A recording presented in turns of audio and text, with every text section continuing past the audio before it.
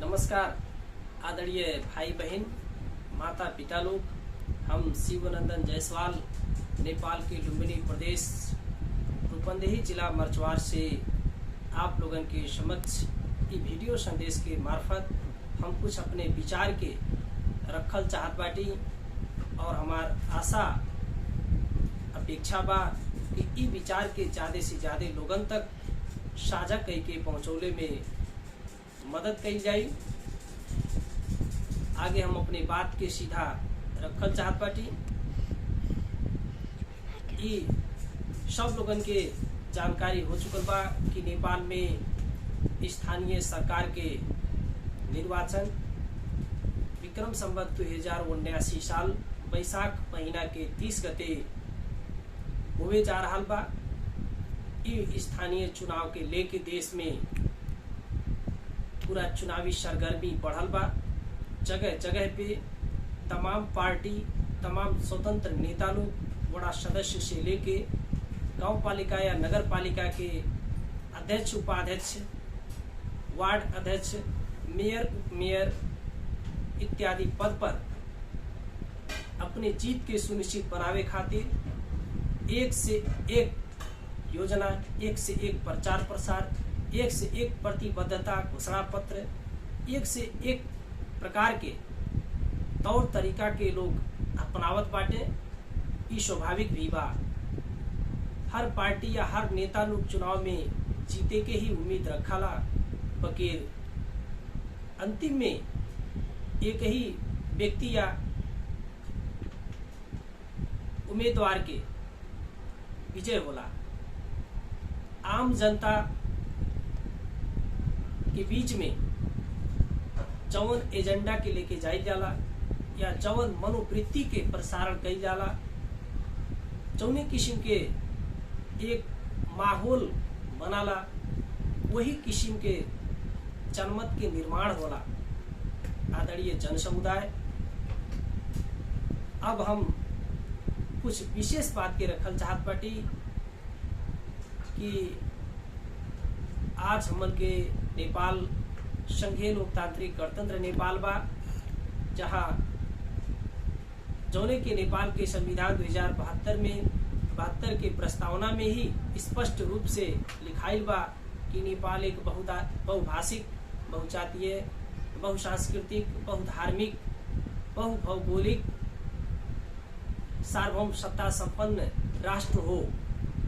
लेकिन एकर व्यवहारिक पक्ष बड़ा कमजोर दिखाई देला।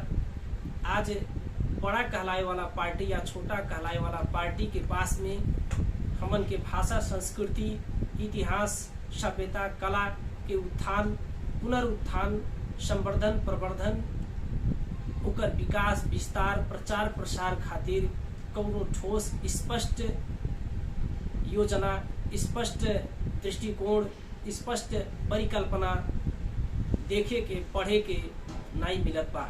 ई बड़ा भारी दुर्भाग्य के बात बा।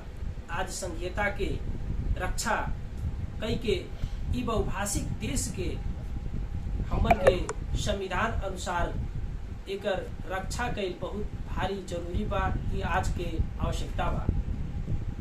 हम यहाँ आप लोगन के समक्ष ई नहीं कहब कि यह पार्टी के या यह उम्मीदवार के वोट दिहल जा, या यह पार्टी के यह उम्मीदवार के वोट न दिहल जा। आप लोग के जेके अच्छा लगी, जेकर विचार, भावना, व्यवहार, बोली अच्छा लगी, आप ओके वोट दे के जितावल जाई। ये आपके स्वतंत्रता हो, आपके सर्वोच्च अधिकार हो, मतदान के अधिकार हो। मतदान के अधिकार पूर्ण रूप से स्वतंत्रता के अधिकार होला, कि केहू के डर में, केहू के दबाव में, केहू के प्रेशर से या केहू के धमकी से मतदान करे वाला कोनो बात नहीं बा। लेकिन हम इतना जरूर कहब, आपके गांव में, आपके घर में जौन भी नेता वोट मांगे आवत बाटे, तमाम प्रकार के प्रतिबद्धता घोषणा पत्र मौखिक या लिखित रूप से आपके देखावत बाटे, आपके प्रलोभन देत बाटे। लेकिन आवे वाले दिन में वो लोग ई प्रतिबद्धता पर कितना ईमानदार निकली है, इतने समय बताई। लेकिन महत्वपूर्ण चीज ई बा कि पूरे दुनिया में करीब 6000 भाषा बा। 6000 भाषा में से करीब 3000 से बेसी भाषा मरले के कागार पे बा। और आज ये जो खूबसूरत समाज के फूल रूपी सुगंध एक पैदा करे वाला जो भाषा बा, मानवीय समाज के अस्तित्व के बचौले खातिर जो एक महत्वपूर्ण भूमिका खेलाला, जौन एक दूसरे से बात कैले खातिर या समझले खातिर एक अस्त्र, एक हथियार के रूप में प्रयोग होला। वो चीज भाषा हो। जब भाषा जिंदा नहीं रही तो हमन के अस्तित्व जिंदा नहीं रही, पहचान जिंदा नहीं रही, और हमन के आपन बात दूसरे तकले सहज तरीका से हमन के पहुंचा नहीं सकल जाला। ए नाते आज हमन के देखल जा लुम्बिनी प्रदेश में देखल जाए तो रूपंदेही और नवलपरासी जिला में पूर्ण रूप से बहुसंख्यक लोग भोजपुरी भाषा ही बोले लें, लेकिन आज भी संविधान में, शिक्षा आइन में, नियमावली में, स्थानीय सरकार संचालन आइन 2074 में कुछ हद तक मातृभाषा सशक्तिकरण खातिर कुछ अधिकार के लिपिबद्ध कैल गईल बा, लेकिन कार्यान्वयन के पक्ष बहुत भारी, बहुत कमजोर बा। आज यह जरूरी बा कि हमन के अपने नेता लोग से प्रतिबद्धता करवावल जा, मौखिक या लिखित रूप से प्रतिबद्धता करवावल जा कि आप चुनाव जीतने के बाद में अपने गांव पालिका के, अपने नगर पालिका के जो स्थानीय हमन के भोजपुरी भाषा बा, साहित्य बा, लिपि बा, संस्कृति बा, कला बा, इतिहास बा, परंपरा बा, ओकर संरक्षण, संवर्धन, विकास, प्रचार प्रसार, विस्तार खातिर एक ठोस हमन की योजना बनावे के पड़ी, ठोस परियोजना लावे के पड़ी। अपने हमन के वार्षिक कार्यक्रम में, वड़ा के कार्यक्रम में, हमन के बजट के माध्यम से भी ई भोजपुरी भाषा सशक्तिकरण के कार्यक्रम के योजना के परियोजना के संबोधन करे के होई। ये आज के आवश्यकता बा। भोजपुरी भाषा के विकास खातिर लोग कहेले कि हमन के बोलल जात बा, और हमन के बोलल जात बा तो विकास तो बटले बा, और का चाहिए। लेकिन भाषा बोलले से खाली विकास नहीं होला। भाषा वैज्ञानिक लोगन के विचार या धारणा ऐसा पावल गई बा कि कोनो भी भाषा के पूर्ण रूप से और इतिहास में, भविष्य में सुरक्षित होके बनावे खातिर और अन्य भाषा के लेकिन समृद्ध बनावे खातिर वह भाषा में लिखित व्यवहार होवे के चाहिए, लिखित कारोबार होवे के चाहिए। एकरे खातिर हमन के भोजपुरी भाषा के भी शिक्षा में एक समावेश करके जाए के पड़ल। नर्सरी क्लास से लेके विश्वविद्यालय स्तर तक पाठ्यक्रम में भोजपुरी भाषा के समावेश करावे के अभ्यास हमन के स्थानीय तह से शुरू होवे के चाहिए। स्थानीय तह भोजपुरी भाषा में शिक्षा प्रदान करे खातिर पाठ्यक्रम के निर्माण, पाठ्य पुस्तक के निर्माण, संदर्भ सामग्री के निर्माण, सहायक सामग्री के निर्माण करावल बहुत आवश्यक हो चुकल बा। आज के चुनावी मैदान में अपने के आजमा रहल जो नेता लोग बाटे, इस चीज के भी आप लोग भी एक गंभीर रूप से संवेदनशील होके लिहल जा, ग्रहण कइल जा। ये हमार आप लोग से आग्रह बा। और एक साथ साथ में हमन के भाषा के शासन प्रणाली में भी प्रयोग कई जरूरी बा। स्थानीय सरकार के लिखित रूप से सरकारी कारोबार के रूप में स्थानीय कार्यपालिका से निर्णय कई के एक लागू कर सकल जाला। एमे कोनो किस्म के कानून के रूप से जटिलता नहीं बा। लेकिन ज्यादा ई देखल गए 5 साल के दौरान में जितना भी स्थानीय सरकार रहल, कोनो भी स्थानीय सरकार अपने मातृभाषा के सम्मान पूर्ण रूप से नहीं कई पौलस, वो की सरकारी कामकाज के भाषा के रूप में निर्णय कई के लागू नहीं करा पौलस।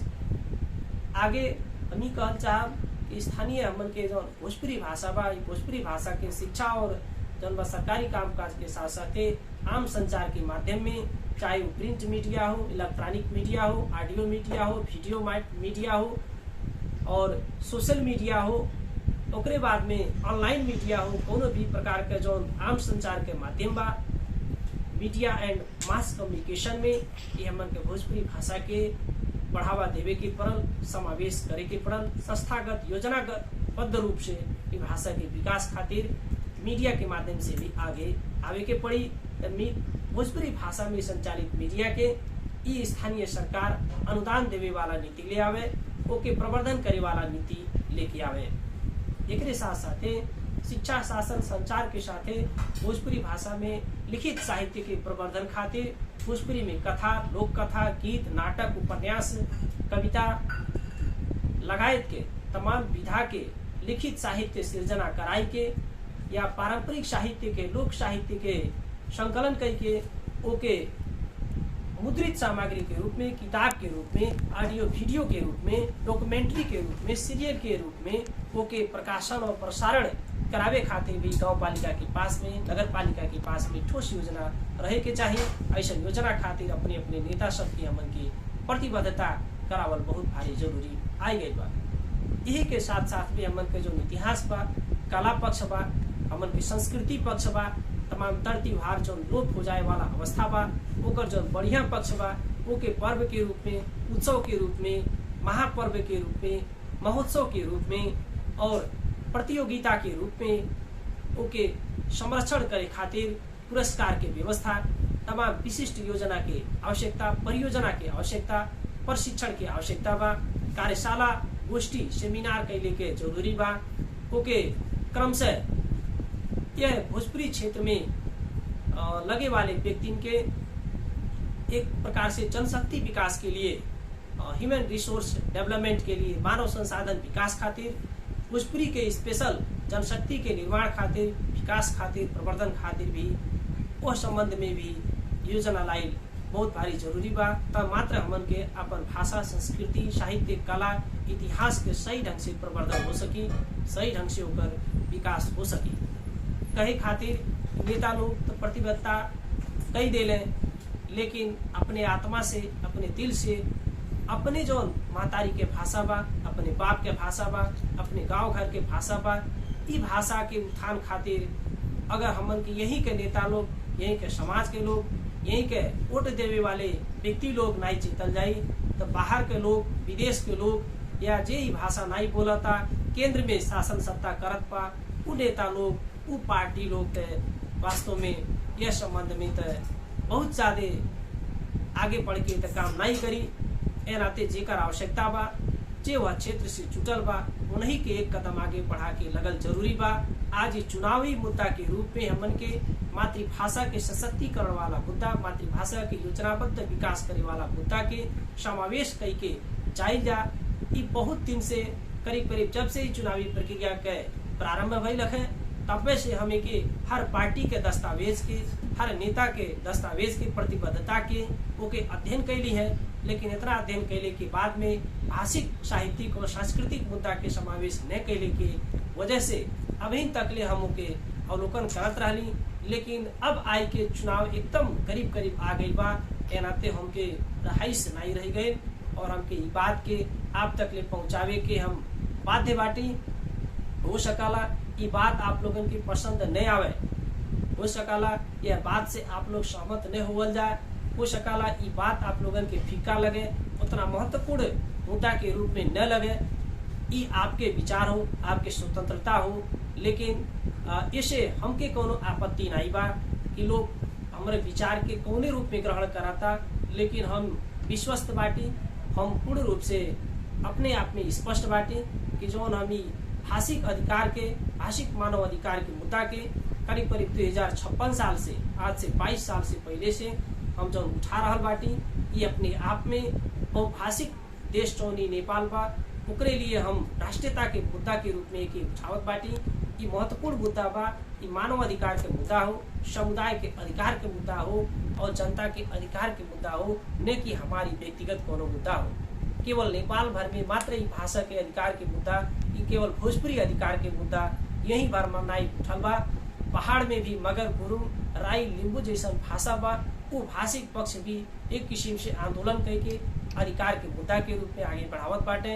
नेपाल भर में ही नहीं, पपुआ न्यू गिनी जैसा देश बा जहाँ 850 से भी बेसी भाषा बोलल जाला। यही तरह से विश्व में कईयों ऐसे देश बाटे जहाँ ज्यादा से ज्यादा भाषा बोलल जाला। वहाँ तमाम भाषा में पढ़ाई लिखाई होला, सरकारी कारोबार होला और लिखित साहित्य के माध्यम भी बा, मीडिया संचार में भी प्रयोग होला। हमन के पड़ोसी देश अगर भारत में ही देखल जा तो भारत में जो भी 28 राज्य बा, वो राज्य में देखल जाए पंजाब में तो पंजाबी भाषा के बोलबाला बा, यही तरह से तमिलनाडु में देखल जाए तमिल भाषा के बोलबाला बा, यही तरह से आप जौन बा दूसर कोनो राज्य ले लिहल जा तो वहाँ अलग अलग राज्य में अलग अलग जौन बा भाषा बा, अलग अलग भाषा में पढ़ाई लिखाई सरकारी कारोबार हर चीज होत बा। ये बहुत बड़ा महत्वपूर्ण मुद्दा हो भाषिक मुद्दा, एक हमन के और छोट मुद्दा नहीं बुझे के हो, जैसे सड़क के आवश्यकता बा, बिजली के आवश्यकता बा, जैसे हमन के सिंचाई के आवश्यकता बा, कृषि के आवश्यकता बा, महिला विकास के आवश्यकता बा, और हमन के विकास के समग्र पूर्वाधार के आवश्यकता बा।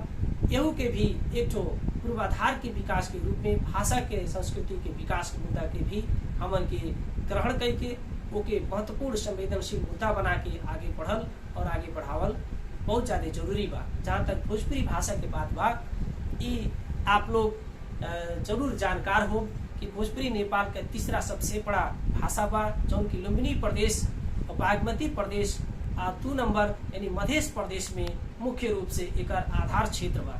नेपाल के अलावा भारत के पड़ोसी देश, हमन के जो पड़ोसी देश बा भारत, ओकर उत्तर प्रदेश और बिहार प्रदेश के साथ साथ ही मध्य प्रदेश और दिल्ली प्रदेश लगाए तमाम प्रदेश में भोजपुरी बोले वाले के जनसंख्या बहुत ज्यादा बा। विश्व में 16 देश के लोग भोजपुरी भाषा के बोले ले, जौने में फिजी और मॉरिशस एक महत्वपूर्ण देश बा, जहाँ भोजपुरी भाषा बोले वाले व्यक्ति ही वह देश के प्रमुख शासक पद पे पहुंचे ले, प्रधानमंत्री बने ले।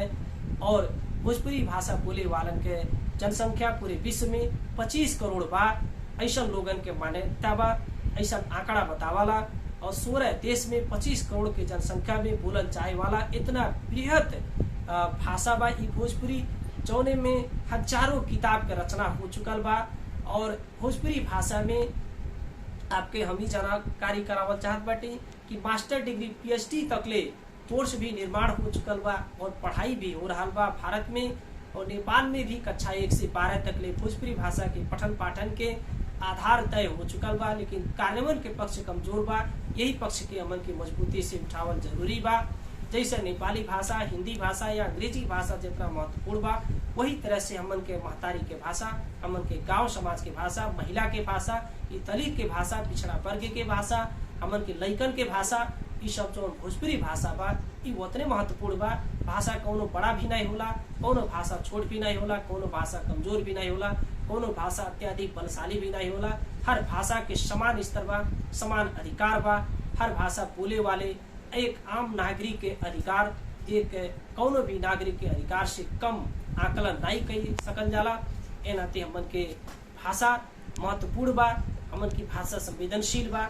अपने अपने भाषा संस्कृति के उत्थान खातिर हम अपील कई चाहत बाटी, हम समग्र विद्यार्थी में, समग्र शिक्षक लोग में, समग्र पत्रकार लोग में, समग्र वकील लोगन में हम हार्दिक अपील कई चाहत बाटी कि जगह जगह से अपने अपने जगह से, अपने अपने स्तर से, अपने अपने मातृभाषा खातिर लोग उठल जा। और सवाल खाली भोजपुरी भाषा भर के ही नहीं, बल्कि हम पूरे विश्व के जितना भी मातृभाषी समुदाय बाटे उस समुदाय के लोगन में हम हार्दिक अपील कई चाहत बाटे कि आप अपने अपने जगह से अपने अपने मातृभाषा खातिर आवाज बुलंद कइला।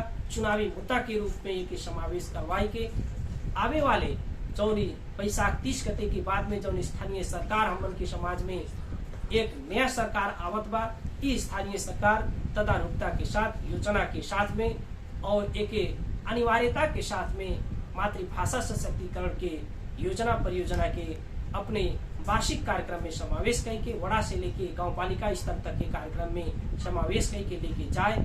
ए पर सब लोगन की प्रतिबद्धता करी और एक कार्रवाई ये हम कहत अपन 2 शब्द हम यही बंद करत बाटी। नमस्कार।